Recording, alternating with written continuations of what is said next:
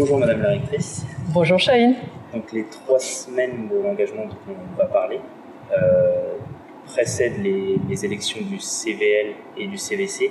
Comment est-ce que vous pensez que les adultes des établissements peuvent développer l'engagement dans les lycées et collèges?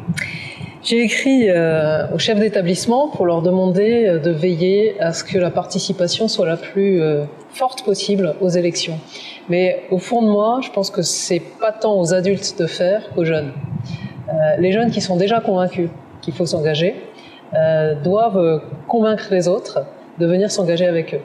Et donc, ma proposition vis-à-vis des adultes, c'est de faire confiance aux jeunes, les écouter et les aider à organiser les manifestations qu'ils ont envie d'organiser pour convaincre leurs camarades que c'est important de s'engager.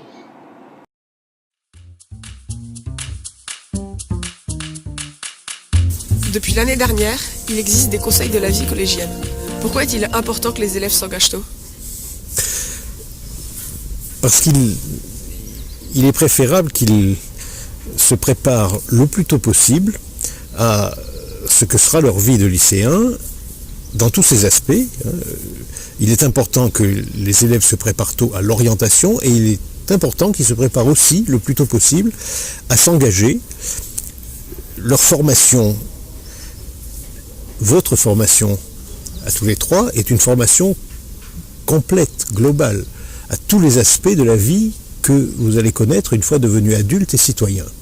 Et donc la participation à la vie politique, en citoyens éclairés qui réfléchissent, il est bon de l'organiser, de prendre l'habitude de la vie démocratique, de participer à des instances, de voter, de désigner des représentants.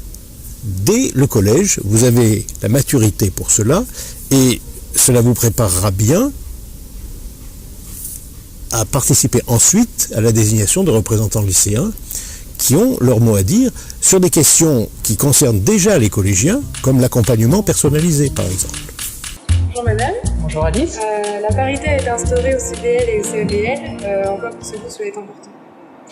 C'est important parce qu'on sait que statistiquement, en fonction des âges, les enfants des deux sexes ne se présentent pas spontanément aux élections. Et donc, si on veut avoir une représentation équilibrée de l'ensemble des jeunes, c'est important d'imposer la parité.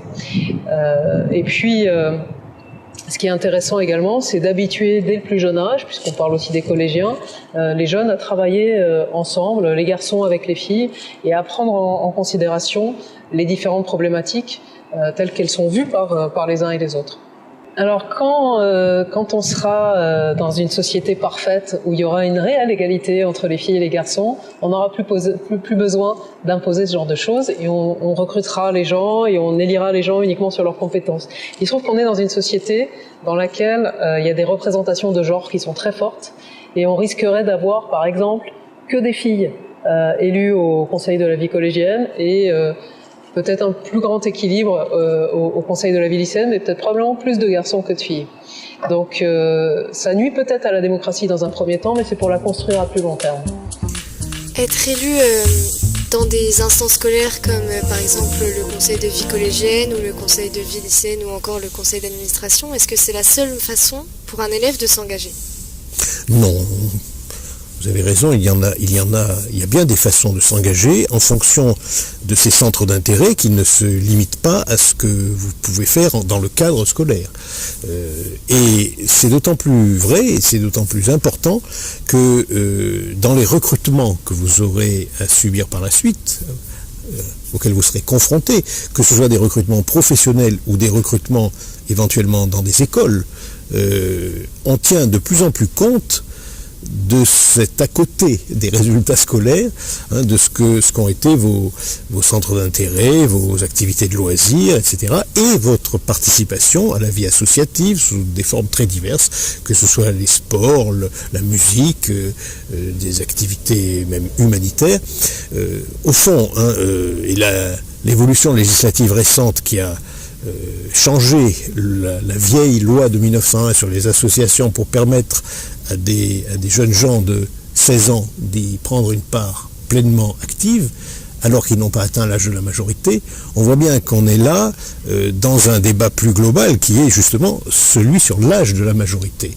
Vous pouvez avoir cette vie de citoyens, de futurs citoyens, avant d'être devenus des citoyens de plein exercice.